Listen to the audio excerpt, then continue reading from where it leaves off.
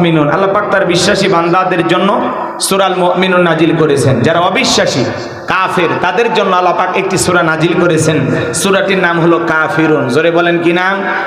কাফিরুন। কুল ইয়া আইয়ুহাল কাফিরুন, কাফেরদের জন্য আল্লাহ পাক সূরা কাফিরুন নাজিল করেছেন। যারা হলো দুদুল্যমান, দুই নৌকায় পা দিয়ে চলে, মুখে বলে একটা, অন্তরে আর একটা, দুমুখ সাপ, বৃষ্টি যেই দিকে ছাতা ধরে সেই দিকে গুলালু মার্কা। বোঝেন নাই? ওদের নাম কি?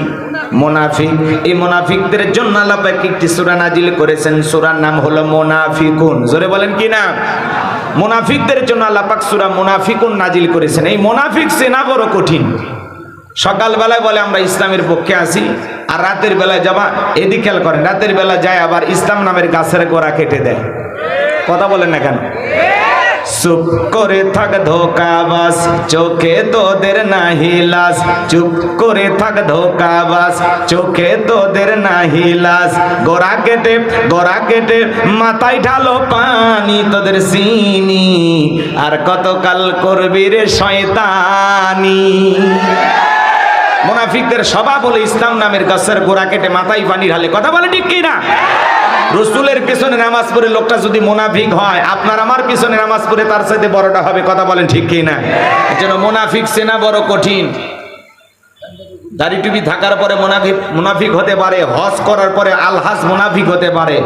মনে রাখবেন, অমুসলিমের দ্বারা ইসলাম যতটা না ক্ষতিগ্রস্ত হয়, নামধারী মুনাফিক মার্কা মুসলমানের দ্বারা ইসলাম সবচাইতে বেশি ক্ষতিগ্রস্ত হয়। এজন্য মুনাফিক হইতে সাবধান। কথা মনে থাকবে তো?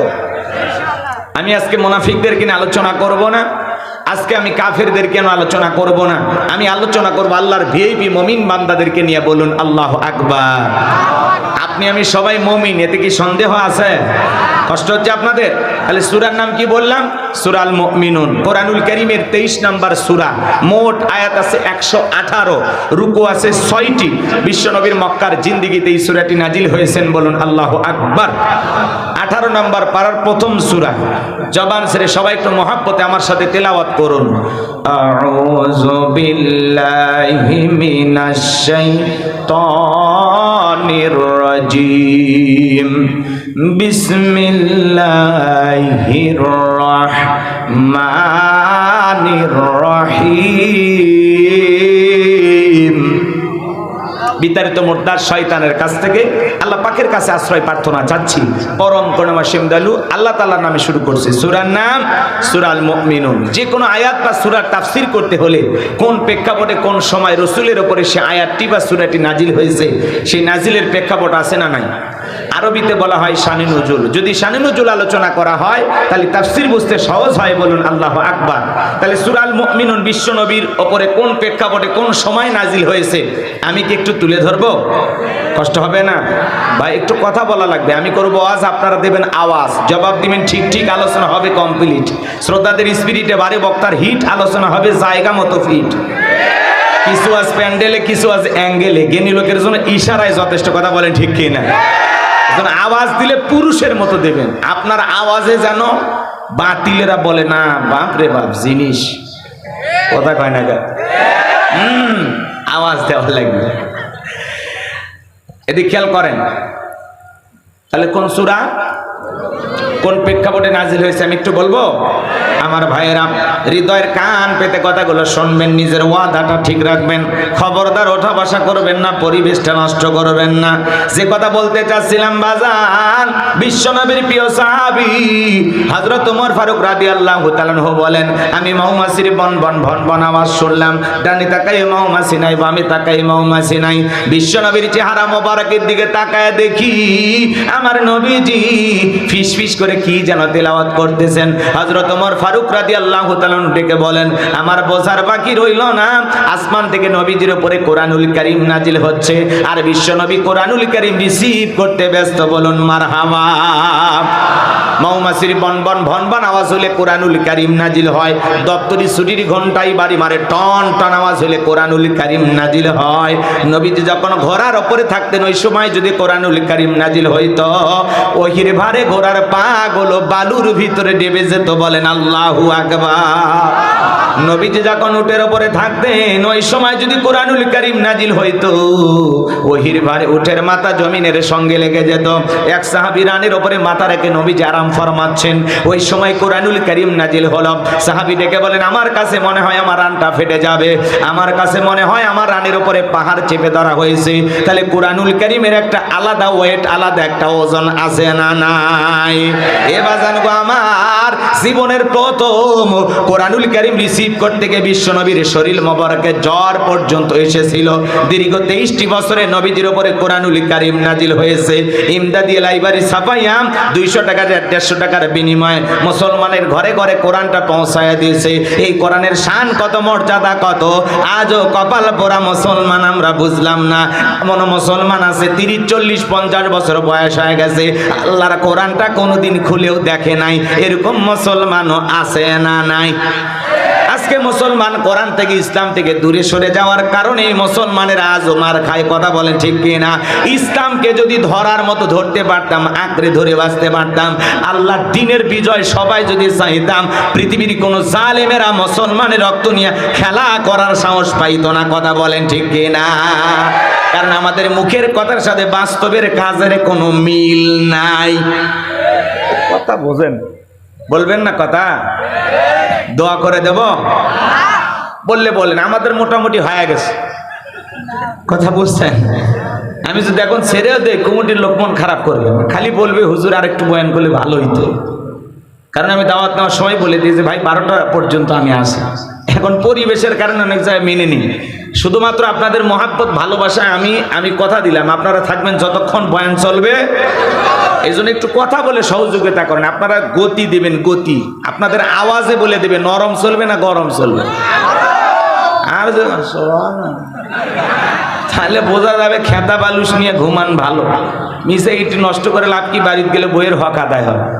কথা কি বুঝতে পারছেন? এই জন্য আওয়াজ দিলে পুরুষের মতো দেন, দেশি মুরগির মতো ধরার আগে টক করে ওটা লাগবে। বোঝেন নি? ওই যে এক বেচারা হাট থেকে মোরগ কিনে নিয়ে গেছে, বুঝছেন? বাড়িতে যায় স্বামী স্ত্রী 2জন মিলে জবাই করবে। এরকম নিয়ত করে যখনই জবাই করতে গেছে, মোরগের জবান দিয়ে আল্লাহ আল্লাহ আওয়াজ বের হচ্ছে। বলেন আল্লাহু আকবার।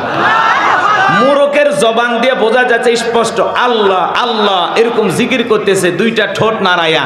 বলেন তো বাজান, এই অসম্ভবকে সম্ভব করার ক্ষমতা কার? মোরগের কণ্ঠ দিয়া আল্লাহর জিকিরের আওয়াজ বের করে দিতে পারেন তিনি কে? এই স্বামী স্ত্রী এরাও আল্লাহওয়ালা, নামাজি, মুখে দাড়ি দেখলাম, মাথায় টুপি, চমৎকার ভাইজান। তখন চিন্তা করলো যে মোরগের জবাই করতে গেলে জবান দিয়ে আল্লাহ বের হচ্ছে, মোরগ ঠোঁট নাড়ায় চিৎকার মেরে আল্লাহ আল্লাহ জিকির করতেছে, আমি এর মোরগ জবাই করবো না। সে এখন লালন পালন করা শুরু করে দিয়েছে, আর এই মোরগটা কিছুক্ষণ পরপরই জিকির করতেছে আল্লাহর নামে। বলেন আল্লাহু আকবার। মানে মোরগের কণ্ঠের ভঙ্গিতে, আওয়াজে বোঝা যাচ্ছে সে আল্লাহর জিকির করতেছে। কথা কি বুঝতে পারছেন? রাগ করতেছেন আপনারা? এই মোরগ যখন আল্লাহ আল্লাহ জিকির করতেছে, আশেপাশের লোকজন ভেঙে যাচ্ছে দেখার জন্য, এবং তারাও বলতেছে হ্যাঁ, স্পষ্ট আওয়াজ শুনে বোঝা যাচ্ছে যে আসলেই সে আল্লাহকে ডাকতেছে। বলেন আল্লাহু আকবার। আমার ভাইয়েরা, তাহলে মোরগ যদি আল্লাহকে আল্লাহ ডাক দেয়, আমরা আশরাফুল মাখলুকাত আল্লাহর জিকিরি করার দরকার আছে না নাই?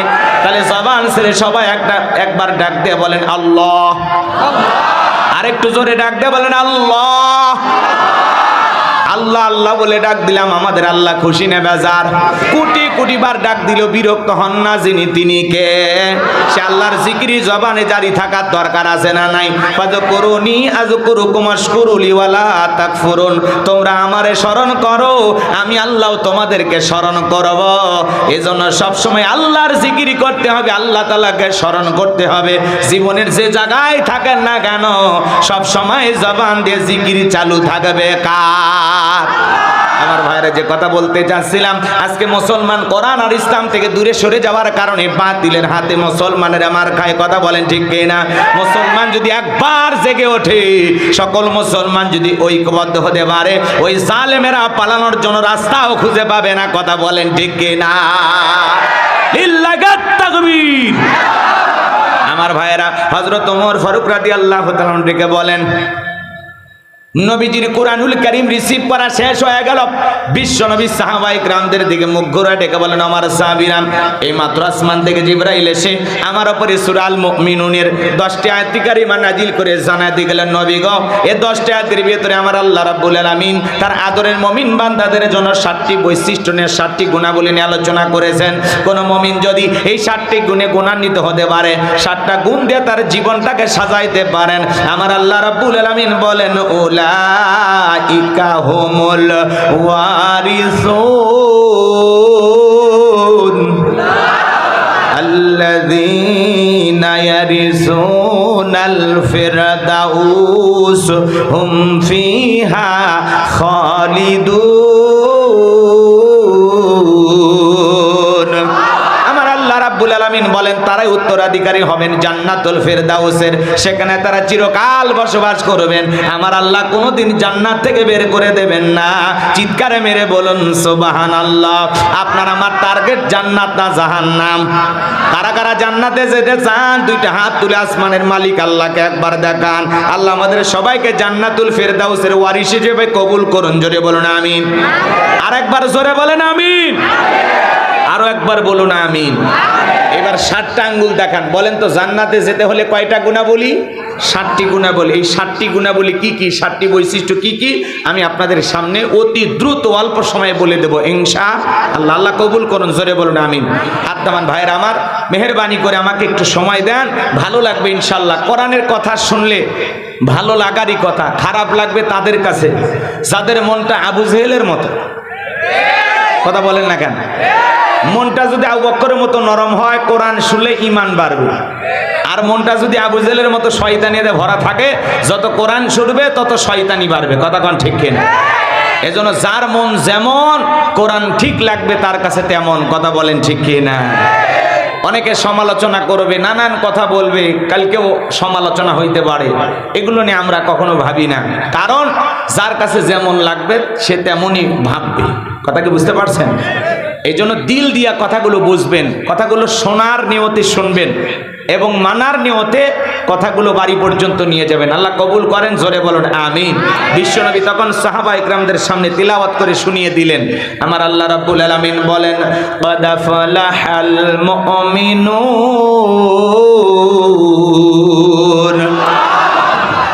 ভালো করে বোঝার চেষ্টা করবেন। 7টি গুণাবলী, মাত্র কয়টি? এই 7টি গুণ দিয়ে যদি নিজের জীবনটাকে ঢেলে সাজাইতে পারেন, বাবা মারা গেলে ওয়ারিশ সূত্রে সন্তান যেরকম বাবার সম্পত্তির ভাগ পায়, কোন মুমিন যদি এই 7টা বৈশিষ্ট্য 7টা গুণ দিয়ে তার জীবনটাকে সাজাইতে পারে, আল্লাহ পাক তার নামে জান্নাতুল ফিরদাউসের ভিতরে জায়গা বরাদ্দ রাখবেন। বলুন সুবহানাল্লাহ। কি সেই 7টা গুণাবলী একটু জানার দরকার আছে না নাই? আমার ভাই একটু দিল দিয়ে শোনেন। আমার আল্লাহ রাব্বুল আলামিন বলেন, ক্বাদ আফলাহাল মুমিনুন। আমার আল্লাহ রাব্বুল আলামিন বলেন, অবশ্যই মুমিনেরা সফল। অলরেডি মুমিনেরা সফল। সফল হয়েছে তারা, ঈমান এনেছে যারা। ক্বাদ আফলাহাল মুমিনুন। অবশ্যই মুমিনেরা সফল। অলরেডি মুমিনেরা সফল। বলুন আল্লাহু আকবার। আমরা মনে করি ক্ষমতা থাকলে সফল, টাকা থাকলে সফল, পৃথিবীর সবাই চেনে জানে সেলিব্রিটি যারা, এরা বুঝি সফল। আমাদের কাছে তাই মনে হয় না? কিন্তু সফলতার মাপকাঠি এইটা না। ভালো করে বুঝবেন। বর্তমান পৃথিবীর সবচাইতে বড় ক্ষমতাধর ব্যক্তির নাম কি? জো বাইডেন, আমেরিকার প্রেসিডেন্ট। কথা বলে ঠিক কিনা? আচ্ছা, এদিকে খেয়াল করেন। জো বাইডেন আমেরিকার প্রেসিডেন্ট যত বড়ই ক্ষমতাধর হোক না কেন, আপনাদের এখানে বড়গাছি বাজার আছে না নাই? এই বাজারে আল্লাহর একজন বান্দা তরি তরকারি বিক্রি করে, সবজি বিক্রেতা। পটল, টমেটো আছে না, কাঁচামরিচ, আলু যিনি বিক্রি করেন, এটা কি বলা হয়? সবজি বিক্রেতা। আল্লাহর এই গোলাম নানান ধরনের সবজি, নানান ধরনের আমরা যেগুলো তরকারিতে রান্না করি, এগুলো বিক্রি করে। আল্লাহর এই বান্দা আজান দেওয়ার পরে যদি দোকানদারি বন্ধ করে মসজিদে গিয়ে মাথা নত করে আল্লাহকে সেজদা দেয়, ভালো করে বলেন তো বাজান, ওই পৃথিবীর বড় নেতা জো বাইডেনের চেয়ে এই বড় গাছের সবজি বিক্রেতার দাম আল্লাহর কাছে কম না বেশি? কারণ ওইটা বেঈমান আর এটা ইমানদার, কথা বলেন ঠিক কিনা? তার মানে ইমান আছে যার, আল্লাহর কাছে দাম আছে তার, ইমান নাই আল্লাহর কাছে দাম নাই, কথা বলেন ঠিক কিনা?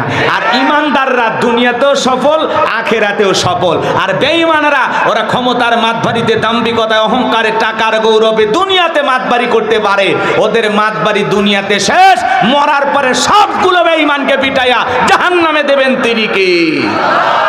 এই জন্য ভালো করে বোঝার চেষ্টা করবেন। আল্লাহ বলেন ক্বাদ আফলাহাল মুমিনুন, অবশ্যই মুমিনেরা সফল। সফল হয়েছে তারা ঈমান এনেছে যারা। ঈমানদার ছাড়া আল্লাহর কাছে সফল হওয়া যায়? এজন্য ক্ষমতা থাকলে সফল হওয়া যায় না। পৃথিবীতে আরো বড় বড় ক্ষমতাধর আছে, আছে না নাই? রাশিয়ার প্রেসিডেন্ট পুতিন আছে না? উত্তর কোরিয়ার প্রেসিডেন্ট কাটিং মারামাল কিং জং আছে না নাই? ভারতের দাদা, এই যে বিভিন্ন ক্ষমতাধর, এরা যত বড়ই ক্ষমতাধর হোক না কেন, বাংলাদেশের একজন রিক্সা চালক, ভ্যান চালক, লোকটা যদি ইমানদার হয়, আযান দেওয়ার পরে মসজিদে গিয়ে মাথা নত করে যদি আল্লাহকে সিজদা দেয়, এই পৃথিবী কাঁপানো বড় বড় লিডারের চাইতেও আল্লাহর কাছে ওই রিক্সা চালক, ভ্যান চালক ইমানদারের দাম কম না বেশি? এজন্য চেহারা কালো হোক, ফর্সা হোক, ধনী হন, গরিব হন, কোনো আপত্তি নাই। আপনার ভিতরে ঈমান আছে, আল্লাহর কাছে দাম আছে। আল্লাহর কাছে যদি দামি হতে পারি, এই জীবনে আর কিছু চাওয়ার আছে? জোরে বলেন, চাওয়ার আছে? আমি বলবো সফল হয়েছে কারা? আপনারা বলবেন ঈমান এনেছে যারা। বলতে পারবেন না? বলেন সফল হয়েছে কারা? সফল হয়েছে কারা? তাহলে পরিষ্কার। এদিকে খেয়াল করেন। এখন আমি আপনাদেরকে ছোট্ট একটা প্রশ্ন করব। বলেন তো, একজন অমুসলিম জহরের নামাজের পূর্বে ঈমান গ্রহণ করেছে, ওই ব্যক্তির উপরে জহরের সালাত আদায় করা কি? মাশাআল্লাহ, চমৎকার শ্রোতা। এদিক খেয়াল করে।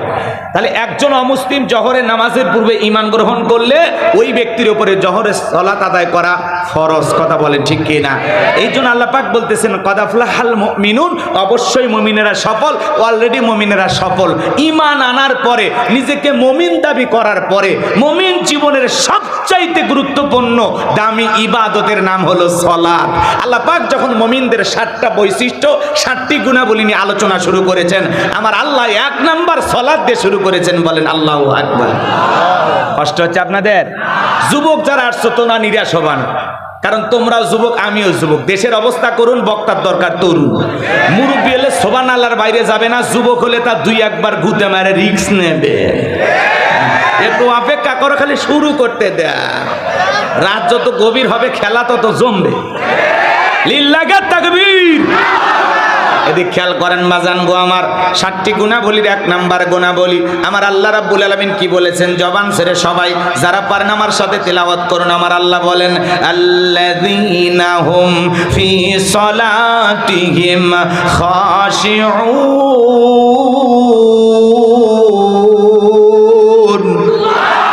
আমার আল্লাহ রাব্বুল আলামিন বলেন, যারা নিজেদের সালাত বিনয়ের সহিত, নম্রতার সহিত, খুশু ভাব নিয়ে, আল্লাহর ভয় নিয়ে আদায় করে। আপনি আমি যখন সালাত আদায় করব, অন্তরে ভয় থাকতে হবে কার? তাফসীর কারকের আয়াতের ব্যাখ্যায় লিখেছেন বাজান গো আমার, তাফসীর ইবনে কাসির থেকে বলছি, আয়াতের ব্যাখ্যায় তারা লিখেছেন, আপনি আমি যখন সালাতের ভিতরে দাঁড়িয়ে যাব, অন্তরের ভিতরে সুচিন্তা, দুশ্চিন্তা, বিবির কথা, সংসারের কথা, ব্যবসা বাণিজ্যের কথা, দুনিয়াবি কোনো চিন্তা ভাবনা মনের মধ্যে রাখা যাবে না। আপনি আমি যখন সালাত আদায় করব, অন্তরের মধ্যে একমাত্র ভয় থাকবে কার? আপনি আমি যখন মসজিদের ভিতরে প্রবেশ করলাম, দুনিয়াবি সব চিন্তা ভাবনা মসজিদের বাইরে রেখে একমাত্র আল্লাহর ভয় নিয়ে সালাত আদায় করার জন্য দাঁড়িয়ে যাব। ইয়া আইয়ুহাল্লাযীনা আমানুত্তাকুল্লাহ, হে ঈমানদারগণ, আমি আল্লাহকে ভয় করো। হাক্ক তুকাতিহি, ভয় করার মতো ভয় করো। কিভাবে সালাত আদায় করবেন, কিভাবে নামাজ আদায় করা দরকার, গভীর মনোযোগ দিয়ে শুনবেন বাজান গো আমার। আপনার আমার প্রিয় নবী কিভাবে সালাত আদায় করেছেন? আম্মা জান আয়েশা ডেকে বলেন, নবীজি নামাজের ভিতরে এত লম্বা সময় ধরে দাঁড়িয়ে থাকতেন, আমি তাকায় দেখতাম মাঝে মাঝে বিশ্ব নবীর পা মুবারক ফুলে উঠতো। বলেন আল্লাহু আকবার। বিশ্বনবী সালাতে এত লম্বা সময় দাঁড়িয়ে থাকতেন, পা ফুলে উঠতো। আম্মা জান আয়েশা ডেকে বলেন, নবীজি মাঝে মাঝে এত লম্বা রুকু করতেন, এত লম্বা সিজদা দিতেন, মনে হয় আর কোনোদিন রাসূল সিজদা থেকে মাথা উঠাবেন না। আম্মা জান আয়েশা ডেকে বলেন, একদিন রাতের বেলায় দেখি নবীজি সিজদা দিয়ে এত কান্না করেছেন, কাঁদতে কাঁদতে সিজদার জায়গাটা ভিজে গেছে। আম্মা জান আয়েশা অপেক্ষায় বসে থাকলেন। নবীজি যখন সিজদা থেকে মাথা উঠাইলেন, ডেকে বলেন, নবী গো, আপনি কেন এত কান্না করেছেন, কি হয়েছে আপনার? বিশ্বনবী ডেকে বলে, আয়েশা আমি তো আমার জন্য কাঁদি না, আমি কাঁদি আমার গুনাহগার উম্মতের জন্য। আমি আল্লাহর কাছে কেঁদে কেঁদে বলি, আল্লাহ আমার গুনাহগার উম্মতের গুনাহগুলো মাফ করে দাও, ওই কঠিন জাহান্নামের আগুন থেকে আমার উম্মতকে তুমি বাঁচাও। আল্লাহু আকবার। আপনার আমার প্রিয় নবী যদি সিজদা দিয়ে আপনার আমার গুনাহ মাফের আশা আল্লাহর কাছে দোয়া করেন, তাহলে আপনি আমি মূল অপরাধী, মূল আসামি, মূল ভিকটিম। তাহলে বলেন তো বাজান, আপনার আমার অপরাধের জন্য আল্লাহর কাছে সিজদা দিয়ে কান্না করার দরকার আছে না নাই? 5 ওয়াক্ত সালাত, এইটা তো ডিউটি, এটা তো আদায় করা লাগবে, এটা রবের বাধ্যতামূলক অর্ডার। 5 ওয়াক্ত সালাত অবশ্যই আপনাকে আমার আদায় করতে হবে। পাশাপাশি রাতের 1টা 2টা 3টার দিকে ওইটা আরামের বিছানা ত্যাগ করে, বিবির ভালোবাসা ত্যাগ কইরা, এ বাজান গো আমার ঠান্ডা পানিতে ওযু বানাইয়া যাই নামাজে নিরালায় নিবৃত্তিতে দাঁড়িয়ে যাওয়ার দরকার আছে না নাই? আমার আল্লাহ রাব্বুল আলামিন বলেন, ওয়াল্লাযীনা ইয়াবিতুনা লিরাব্বিহিম সুজদাও ওয়া কিয়ামা। আল্লাহ রাব্বুল আলামিন বলেন, যারা রাত্রি জাগরণ করে আমি আল্লাহকে সিজদা দেয়, আমি আল্লাহর জন্য দণ্ডায়মান হয়ে যায় রাতের গভীরে 1টা 2টা 3টার দিকে ওইটা যারা যায় নামাজে দাঁড়ায় গেল নিরালায় নিবৃত্তিতে, এই নামাজ দুনিয়ার কাউকে দেখানোর জন্য নয়, এই নামাজ দুনিয়ার কাউকে খুশি করার জন্য নয়, এই নামাজ হলো একমাত্র আল্লাহকে পাওয়ার জন্য। কথা বলেন ঠিক কি না? কুলিন্না সালাতি ওয়া নুসুকি ওয়া মাহইয়ায়া ওয়া মামাতি লিল্লাহি রাব্বিল আলামিন।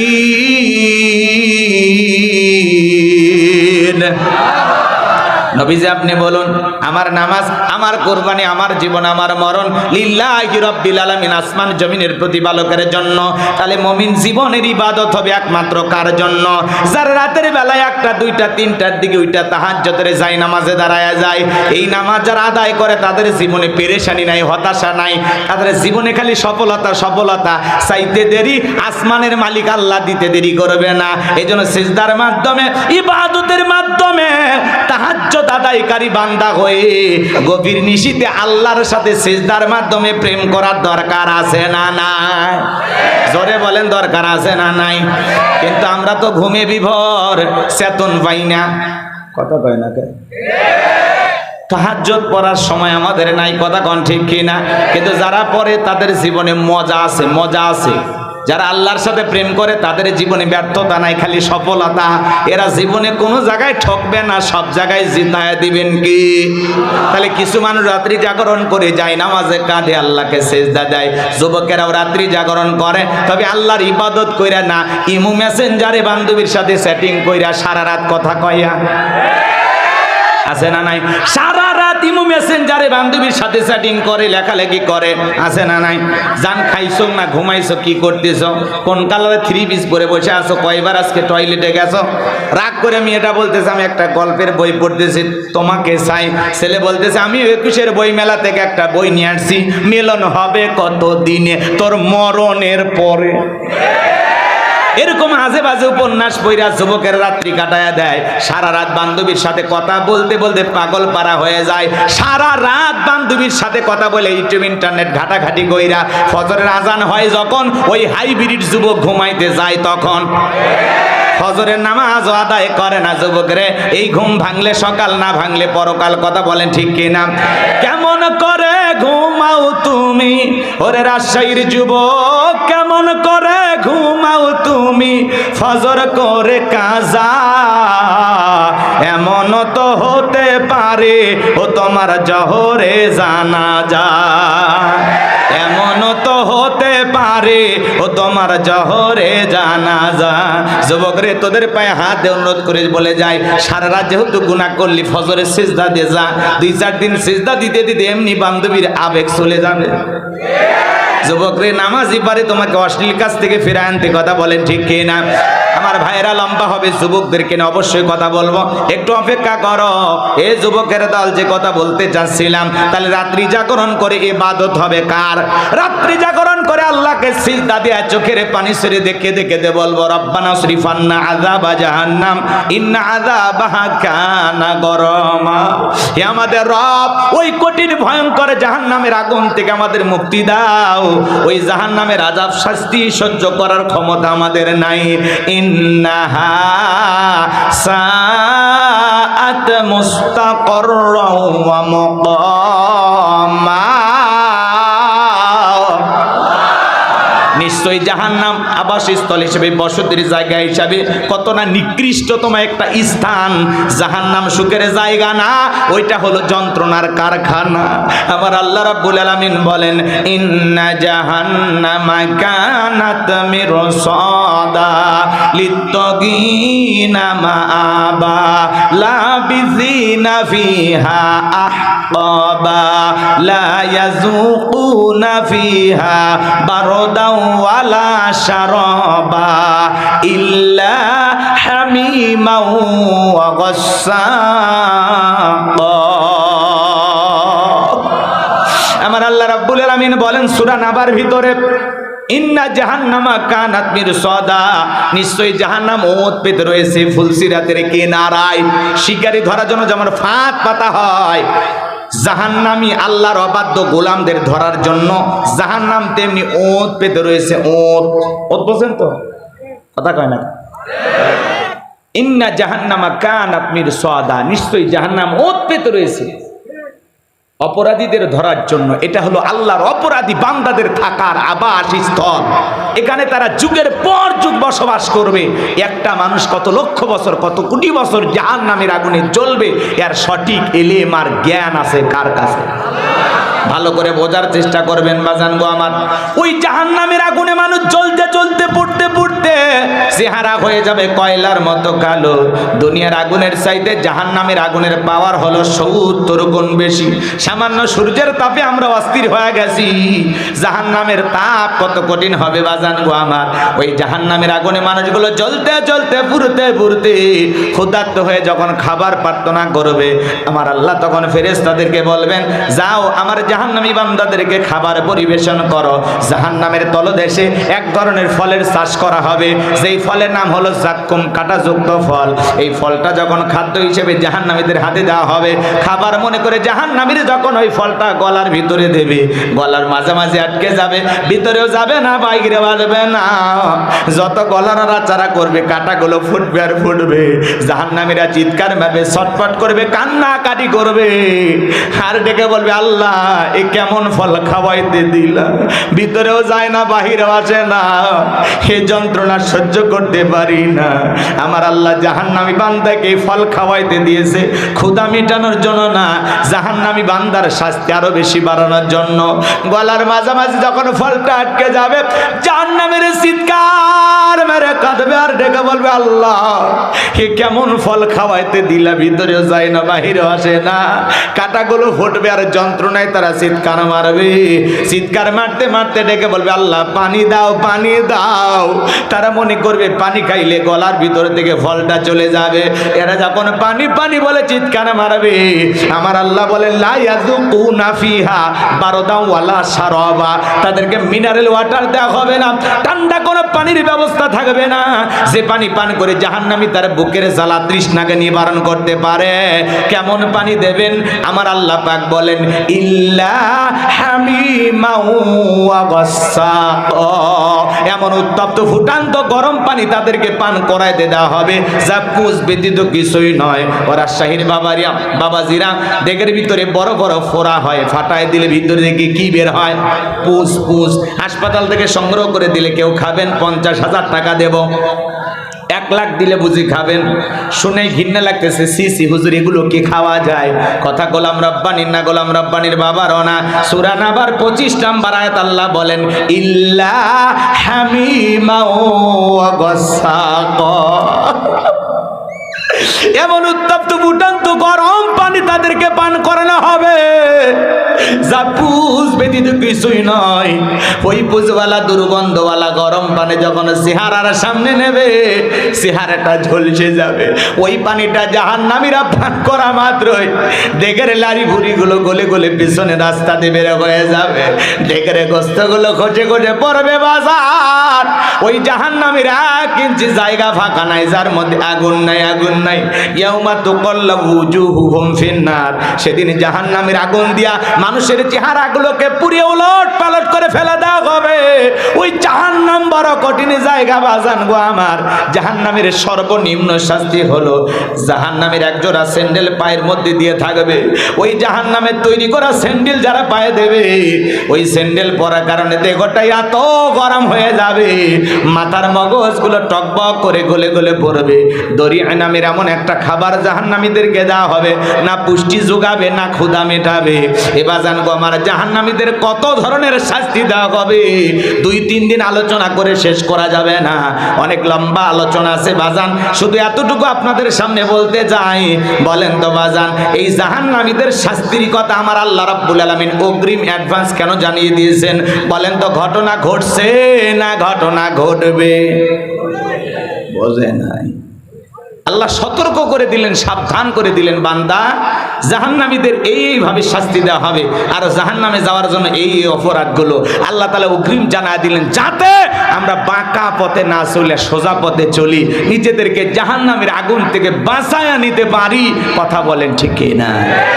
এই জন্য ভাইরা আমার, নিজেদেরকে জাহান্নামের আগুন থেকে বাঁচাইতে হলে গোলামি করতে হবে কার? সিজদা দিতে হবে কাকে? 2 মিনিটে নামাজ 2 রাকাত শেষ। এখানে কি এমন নামাজি পাওয়া যাবে যে হুজুর আমি সিজদা দিয়ে জীবনে একবার 2 ঘন্টা কেঁদেছিলাম, আল্লাহ আমারে মাফ করে দে, আল্লাহ আমারে মাফ করে দে, কেঁদেছিলেন? এমন সিজদা কি জীবনে আসে? আহা, নামাজ পড়ি আমরা তাড়াহুড়ো করে, নামাজে আমাদের দিল বসে না। একটু শুনে যান বাজান গো আমার, ওই জাহান্নামের আগুন থেকে বাঁচতে হলে গোলামি করতে হবে কার? সে রবের পথে ফিরে আসার দরকার আছে না নাই? আল্লাহ আমাদের সবাইকে সিরাতাল মুস্তাকিমের প্রতীক হিসেবে কবুল করুন। জোরে বলুন আমিন। আরেকটু জোরে বলেন আমিন। ভাইয়ের আমার, সাহাবায়ে কিরাম কিভাবে সালাত আদায় করতেন জানেন? মরুভূমিতে সাহাবায়ে কিরাম যখন সালাত আদায় করার জন্য দাঁড়িয়ে যেতেন, ওই মরুভূমির পাখিগুলো খেজুর গাছ মনে করে সাহাবীদের কাঁধের উপরে, মাথার উপরে বসে থাকতো। বিশ্বনবীর সাহাবীরা সালাতে এত মনোযোগ, কাঁধে পাখি পরে থাকে, তারপরে তারা টের পাইতো না। জোরে বলেন মারহাবা। আর আমরা পাখি তো দূরের কথা, একটা মশাও যদি পড়ে এই হাত এই জায়গায় নিয়ে আগে মশা মারে, তারপরে সূরা ধরে, আছে না নাই? বাজান গো আমার, হযরতে তালহা রাদিয়াল্লাহু তাআলা সালাত আদায় করতেছিলেন, জঙ্গল থেকে সাপ এসে ছেলেটা খেলা করতেছিল, তাকে পেঁচিয়ে ধরেছেন। স্ত্রী মানুষজনকে ডাকলেন, ছেলেটাকে বিপদমুক্ত করলেন। হযরতে তালহা নামাজ শেষে জিজ্ঞাসা করে, বিবি রে, বাড়িতে এত মানুষজন, ব্যাপারটা বুঝতে পারলাম না। ডেকে বলে, স্বামী আপনি যখন সালাত আদায় করতেছিলেন, জঙ্গল থেকে সাপ এসে সন্তানটাকে পেঁচিয়ে ধরেছিল, আমি মানুষজনকে ডাকলাম, ছেলেটাকে বিপদ মুক্ত করলাম। এত ঘটনা আপনার চোখের সামনে ঘটে গেল, আপনি কি কিছুই বলতে পারেন না? হযরতে তালহা ডেকে বলেন, বিবি রে, নামাজের মধ্যে মন যদি এদিক সেদিক চলে যায়, তাহলে নামাজ তো আর নামাজ থাকে না। জোরে বলেন মারহাবা। আর আপনি আমি নামাজ পড়ি বড়গাছি, মন চলে যায় রাজশাহী শহরে। কথা বলেন ঠিক কি না? নামাজ পড়ি বড়গাছি, মন চলে যায় ভারতের বর্ডারে, আছে না নাই? নামাজ পড়ি রাজশাহীতে, মন চলে যায় ঢাকা শহরে। নামাজের মধ্যে দাঁড়ায় আমাদের মন খালি ছটফট করে, আছে না নাই? মাঝে মাঝে দুনিয়া বিয়া তো চিন্তা ভাবনা নামাজের মধ্যে মনে হয় 2 রাকাত নামাজ চলতেছে না, 3 রাকাত, তাও মনে থাকে না। নামাজের ভিতরে মাঝে মাঝে দুনিয়া বিয়া তো চিন্তা এসে ভর করে, সিজদা 2টা দিলাম না, একটা হইল, মনে থাকে না, আছে না নাই? নামাজের মধ্যে দ্বারা আমাদের মন খালি ছটফট করে। আর গোলাম রব্বানি কইলেই দোষ, আছে না নাই? পাগল মোহন মন রে, মন কেন উল্টো পাল্টা বলে, ও পাগল মন মন রে, মন কেন মসজিদে না যায় রে, আল্লাহ রে কোন দুনিয়ায় পাঠাইলাই আমারে। বর্তমানের নারী পুরুষ সমান সমান মাপ লম্বা চুল কাটিয়া আবার মাথায় লাগাই ক্যাপ।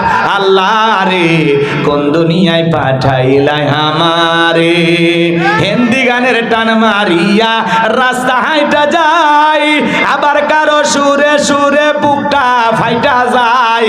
আল্লাহ রে কোন জামানায় পাঠাইলাই আমারে, জিন্সের প্যান্ট শার্ট পরিয়া রাস্তা হাইটা যায়, পুলানা মাইয়া ওইটা সেনা বড় দায়। আল্লাহ রে কোন দুনিয়ায় পাঠাইলাই আমারে। কানে পড়ছে দুল, কপালে পড়ছে টিপ, কাছে যদি যায় জিজ্ঞাসা করেন বিলকে সাফা, কয় না আমি আবুল। আপনার না নাই বুখারী শরীফের স্পষ্ট হাদিস, আল্লাহ রাসূল বলেছেন কোন পুরুষ যদি নারীর বেশ ধারণ করে আর কোন নারী যদি পুরুষের বেশ ধারণ করে, আল্লাহর লানত তাদের উপরে। কথা বলেন ঠিক কি আছে না নাই? আমার ভাইয়েরা, এই সমাজে এগুলো চলতেছে। এরপরেও দেখবেন ঢাকা শহরে, আপনারা ভুলে গেছেন মনে হয়, এক শ্রেণীর মা বোনেরা আন্দোলন করলো পোশাকের স্বাধীনতা চাই। শোনেন নাই আন্দোলনের কথা? পোশাকের স্বাধীনতা চাই। কি স্বাধীনতা? বলে দাদি নানি ব্লাউজ ছাড়া শাড়ি পরেছিল, আমরাও পরতে চাই। আছে না নাই? দাদি নানি ব্লাউজ ছাড়া শাড়ি পরেছিল, তোমরাও পরতে চাও, আপত্তি করি নাই তো। আগেকার দাদি নানি ব্লাউজ ছাড়া শাড়ি পরেছিল, এখন অভাবের কারণে পড়ুক আর গরমের কারণে পড়ুক, কোন দাদি কি শাড়ি পরিয়া বিশ্বরটা এসে আন্দোলন করে বলেছিল আমি তোমার দাদি দেখে যাও শাড়ি পরেছি? বলে নাই। তুমি বোন কেন বলো? দাদি নানির তুলনা দাও। আগেকার দাদি নানিরা এত ভদ্র ছিল, পুরুষের কণ্ঠের আওয়াজ পাইলে ঘরের কোনায় লুকাইতো। আর এখনকার মা বোনেরা পুরুষের আওয়াজ পাইলে গেট খুইলা দরজা খুইলা গল্প করে, আসেন ভিতরে বসেন, কারে খুঁজতেছেন? বাদশা, ও তো আমারই স্বামী। কি বলবেন? একটু চেয়ার দেই, একটু বসেন না, একটা বিস্কিট খান, এক কাপ চা বানায় দেই। এমন কায়দায় ডাকে মনে হয় মায়ের পেটের ভাই। আছে না নাই? আপনারাই বলেন, অপরিচিত কোন পুরুষ যদি বাড়ির দরজা আসে, মহিলা দরজা খুলে দেখা করতে পারবে? কথা বলতে পারবে? দরজা খুলে গেট খুলে গল্প করে, শরম লজ্জা কমে গেছে। কথা কয় না কেন? এই জন্য মা বোন যারা বসে আছেন, মা, অপরিচিত কোন পুরুষ যদি বাড়ির দরজায় আসে, দরজা খোলা তো দূরের কথা, এমন ভাবে আওয়াজ দিবেন বাসা বাড়ির নাই, খুঁজে নেন, মোবাইল করেন, যত ঝামেলা বাড়ির ওপর আসে, ওই লোকটা যেন কয়েকবার আস্তাগফিরুল্লাহ পরে আর যায়, বলে জীবনে মরে যাবো তাই বাড়ির দরজায় আসবো না। কথা কন ঠিক না? আর এরা নরম সুরে ডাকে, আসে একটু বসেন। স্বামীকেও এত আদর করে ডাকে না। স্বামীর সাথে সুযোগ পেলে খালি ঝগড়াই করে। আর অপরিচিত পুরুষের সাথে এমন ব্যবহার, মাথায় খেলে না। আছে না না?